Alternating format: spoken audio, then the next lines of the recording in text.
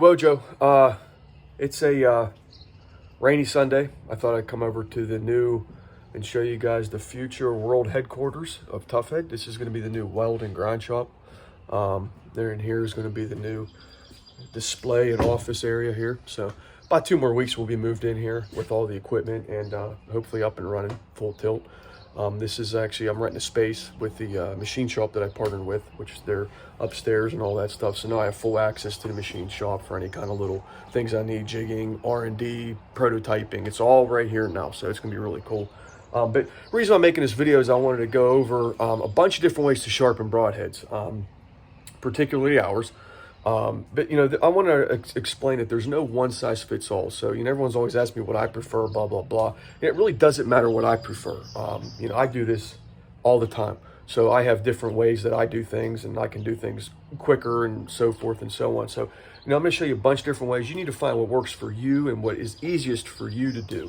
You can use the KME, you can do it by hand. There's different methods to do it by hand, and I'll show you all that in a real quick little video here on how to do all that stuff. So I also wanted to thank everybody for all the support, all the kind words, and all the support that you guys have been giving us here at TuffHead. You're helping us grow and accomplish things like this and bring new products to market, and help us to keep funding R&D and trying to bring better and better things out to the bow hunting industry. So I really appreciate that.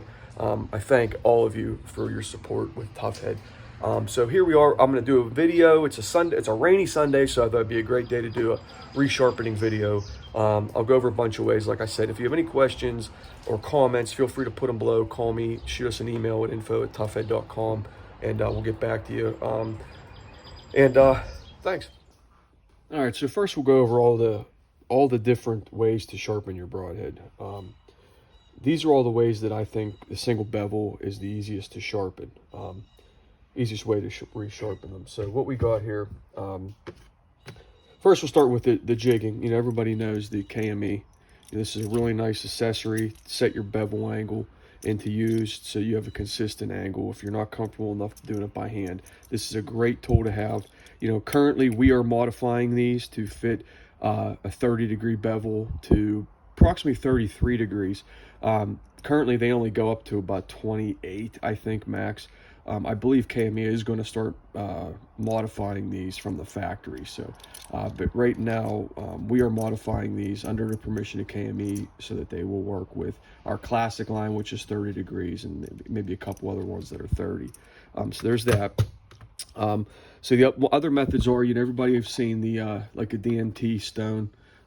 It's a diamond whetstone. These open slots here let the material fall in so that it has always consistently a smooth base. They recommend dribbling some water on this, sprinkling some water on it to keep it. I do recommend it as well. However, you don't have to.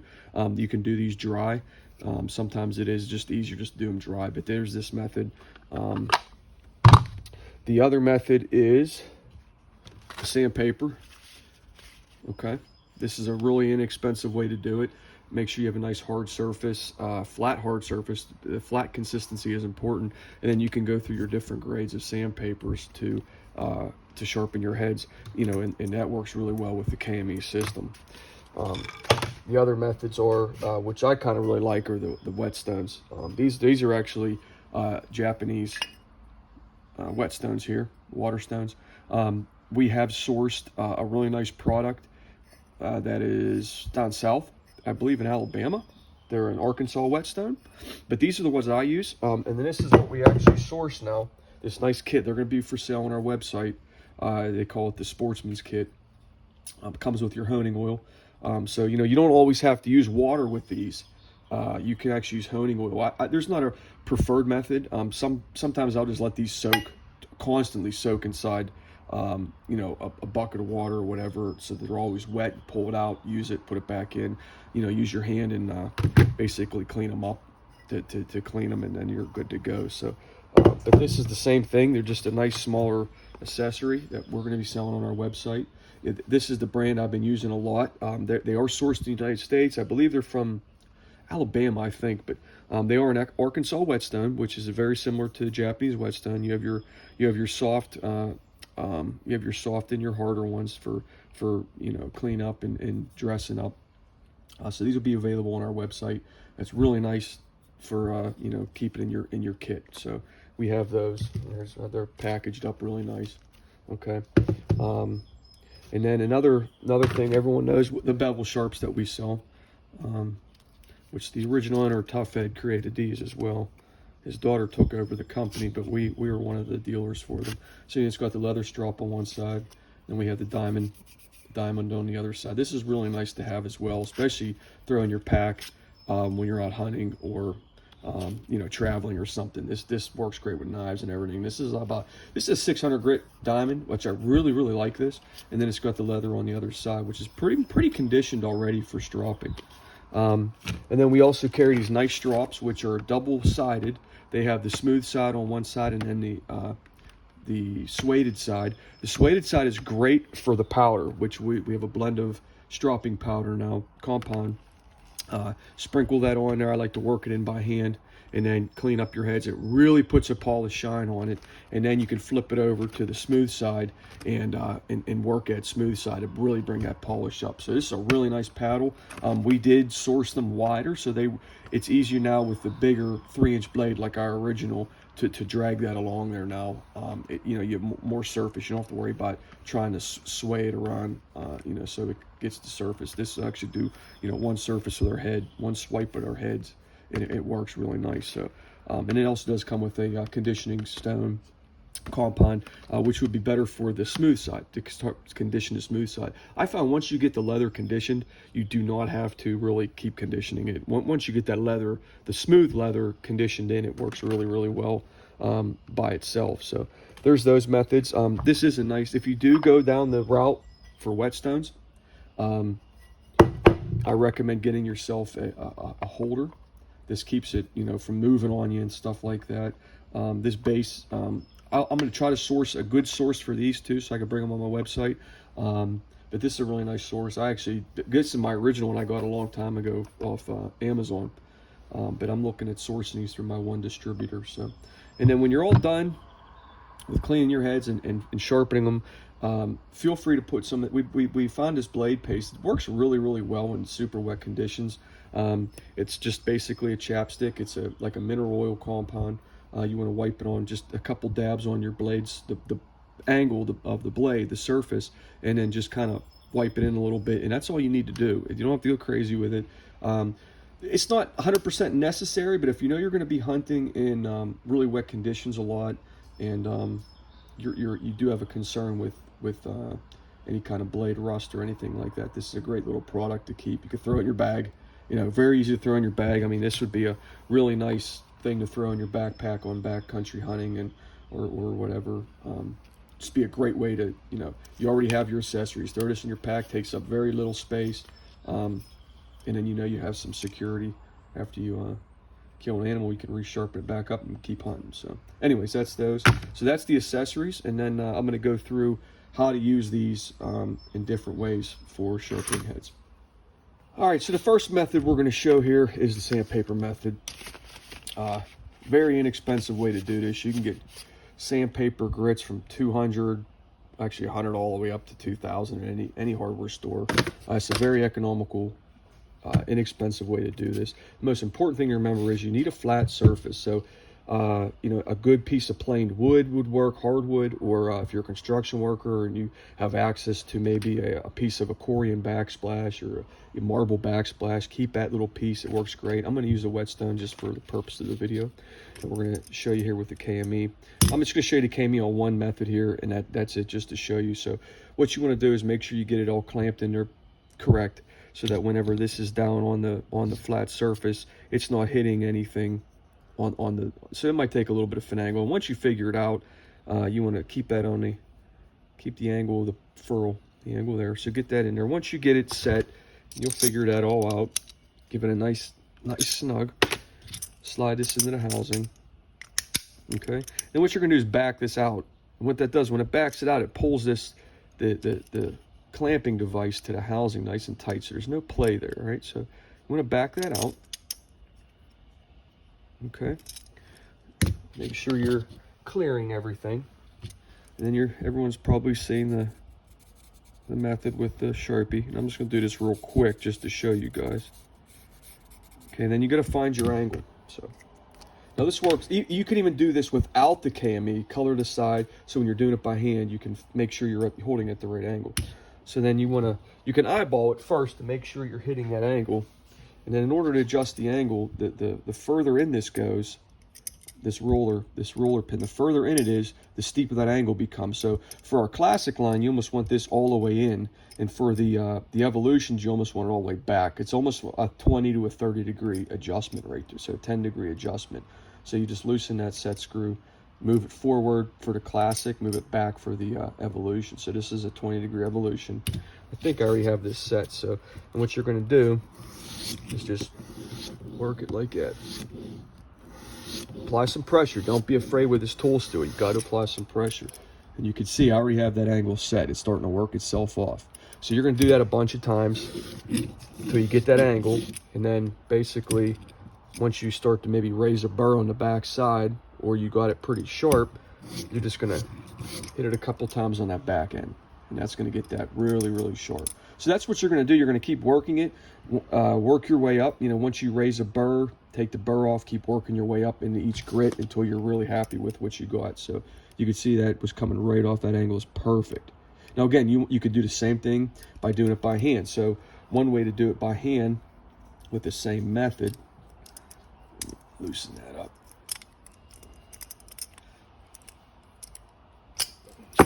Okay, loosen it up. Now one way I like to do it by hand is take it off here.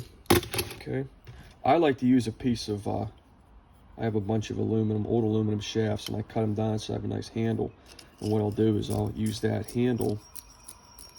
That's my gripping mechanism. So then what I'll do is I'll hold it on this angle, and I like to apply a thumb pressure on the tip too, and then push on here. And you can feel that angle. With this 20-degree, 25-degree, you can really feel that angle. The 30-degree on the classic's a little more difficult, but once you practice it more and more, you'll figure it out. That's where the KME, it really works really nice with the classic line. So then you're just gonna sit here and work that angle. Okay. And then you start working that off. Same method, and once you get a burr, just take it on the back side, hold it at a slight angle, and work that in. And what that does, it takes that burr off the back end, and it just gives that slight little double bevel on there to make that thing razor sharp. And then again, work your way up in grits till you get to the polish you want. Now the same method can be applied, you know, with the diamond stone as well. Take it on your angle, apply some pressure. Don't be afraid to apply pressure with this tool steel. Do not be afraid. You have to. Put a little elbow grease behind it. Okay, and that's going to start bringing that out really, really nice. So once you get everything, go through the steps, and you get it to where you're happy with the sharpness, you're going to then take it over to your leather strop. Okay, now this one's already been conditioned. This is a one-sided paddle. This is the suede side. So you're going to sprinkle a little bit of your powder in there. Okay, and you're going to rub that in. And what you're going to do, I like to hold it like this. And then I just apply pressure and push, push, push. Do like 5 strokes. Let's flip it. Do 5 strokes on this side. So once you get everything going, and flip it. Keep stroking it until you're happy with where you're at, and then keep checking it, and you'll see that you'll start to get a polish on there. Okay. Now, as you go up in grits too, you're going to start to gain a polish and start losing some of these grind marks. And it's okay to have the grind marks as long as it's sharp. But the higher sheen you can put on there, let me see if I have one that's got a nice sheen.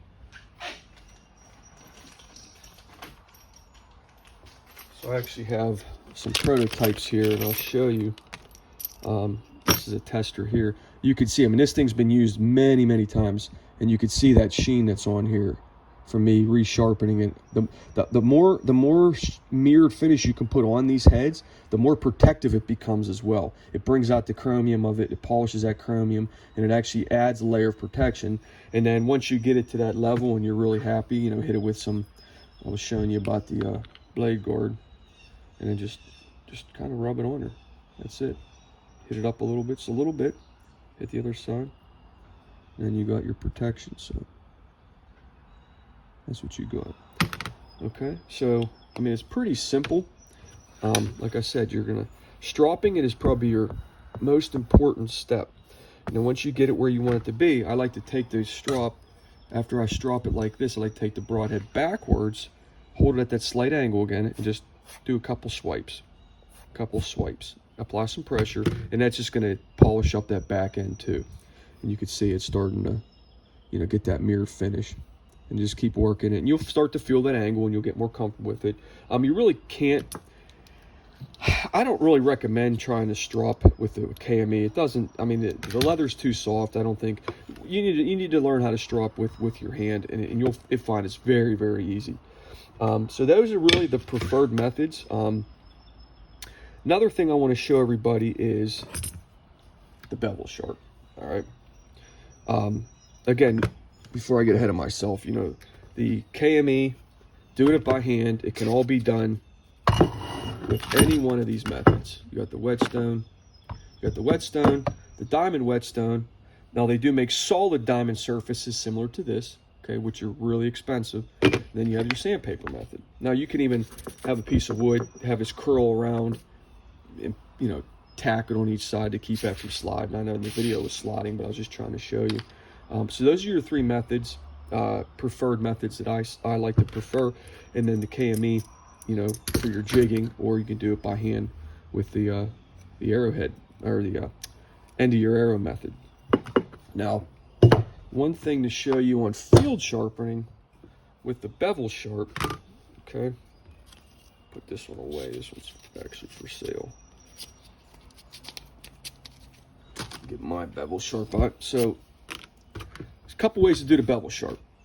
I mean, obviously, I'm going to do it by hand just to get it closer to the video, but you know, you're going to do the same method. Hold it on that angle, apply pressure. Okay? Keep applying pressure. Count how many strokes, flip it. Count how many strokes, right? And then take that back side, give it maybe 2 strokes, right? So you're going to keep working that method. I mean, if you can keep it down on the table and apply a little more pressure, that works too. Now, another method, some people can't seem to hold that angle, that, you know, their wrist wants to twist. So when as they do long strokes, they kind of raise the head, and then they only get maybe the tip of it or something like that. Another method that I like to show people, I showed at the show a lot, is to take your head, feel that angle, and just do it in a circular motion. This works really good too, because you have less room for error. You're not rolling your wrist. Once you feel it, kind of lock your wrist, and you can rotate it into circular motion, small circular motion. This works really, really good. It works really good on our classic heads. And then once you get that burr, if you raise a burr and just do the same thing, take it, flip it. Okay, just try to do equal amounts on every side. No matter which one of these methods you do, you want equal strokes on every single side. Okay, so that you have a perfectly balanced broadhead. So this is a really good method. I want to show it again. You know, find that angle. You can feel it. Lock your wrist in a little bit. Just circular motions. Doesn't matter which way you go, really. Okay. It's a really nice way to do this. I mean, this is a super nice way to do this. I like to show this at the shows, and then just keep cleaning it up. And this 600 grit, this stone really brings out a nice polish edge on there. And then when you want to strop it, just keep stropping it. I mean, just work your strop, and as you use your strop, it'll condition itself and get better and better. You can use a little stropping compound on it if you want, and condition your leather and work that in. Sometimes I find with the too much conditioner starts to build up a layer of goo, so to speak, and then you got to clean it. So I like to just use enough of this to work the conditioning in, and once this is conditioned, I don't really find it necessary. And then the smooth leather side will really bring out a nice polish, you know, the more you work it. Okay, you can see that side there is the one we were using. So those are the methods. For the single bevels, I know it was really quick, but I just wanted to kind of show a bunch of different ways to do this. Again, we sell all this stuff on our website. We sell the strops now, these double-sided. It's a really nice strop. It does come with a conditioning compound. We sell the bevel sharps. We do sell this nice whetstone kit. This is a really nice Arkansas whetstone kit. And then we also, you know, have the blade paste now too for any kind of issues with that. Oh, no, we got our stropping compound. It's a 4-ounce ball. This will last you a long time. All you need is a little sprinkle on there, just a little sprinkle. You know, rub it in a little bit. And in the first couple strikes, it's, you know, got a lot of dust and powder. But once you get through that, it works really well. So now we'll switch over and I'll show you some 3-blades. All right, so now with the 3-blade, it's actually really simple. All right, I don't even really need to use the arrow. So again, you're going to use whatever stone you want to use. Okay, we're going to use the DMT. And what you're going to do is apply some pressure and pull back. Okay, apply some pressure and pull back, pull back. And you could do multiple strokes, then flip it, multiple strokes, flip it. Okay, so you just need to lay it flat and work it backwards. We found pulling it back definitely sharpens it better. It gets this back edge, the leading edge, a little bit nicer. Pushing it forward, sometimes it gets caught. I don't know, it just seems like it just works better this way. So pull it back, lay it flat. Okay. And then you're going to pull it back, flip it, pull back, flip it, pull back. And you got to apply some pressure. Make sure you push some downforce to this. This tool steel needs some pressure to sharpen. Now another trick is, do the same thing with the bevel sharp. Push down.